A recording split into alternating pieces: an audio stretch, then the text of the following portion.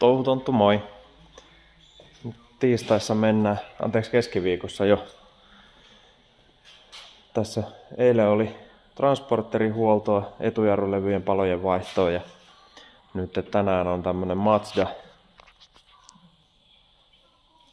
Mazdan huoltoa. Siinä on moottoriöljy, öljynsuodatin, ilmansuodatin on jo vaihdettu. Ja nyt ruvetaan laittaa raitisilmansuodatinta paikalle. Tässä mallissa raittari on tuolla hansikaslokeron takana.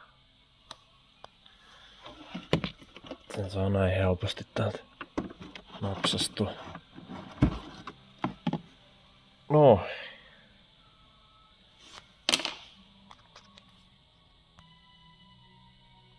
Taas on eroa uudessa ja vanhassa.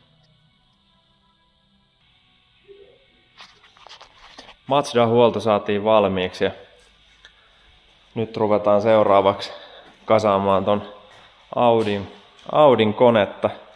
Se on ollut uudelleen rakennettavana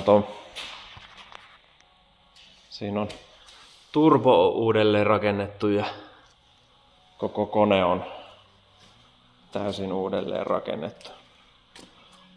Uusi öljypohja ja nyt ruvetaan yhdistämään näitä ja sitten kun saa tämän paketin valmiiksi, niin otetaan auto vasta sit sen jälkeen sisälle, kun on valmis paketti odottamassa.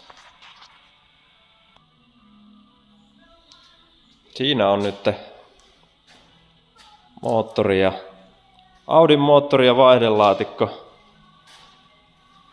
alustavasti yhdistettynä.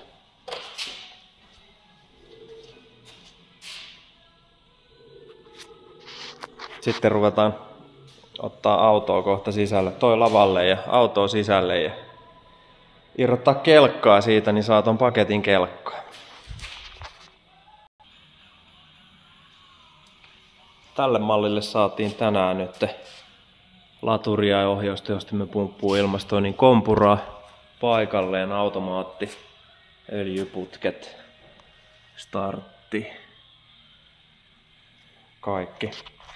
Huomenna otetaan auto sisälle ja sitten ruvetaan irrottaa kelkkaa ja laitetaan toi paketti kelkkaan siitä.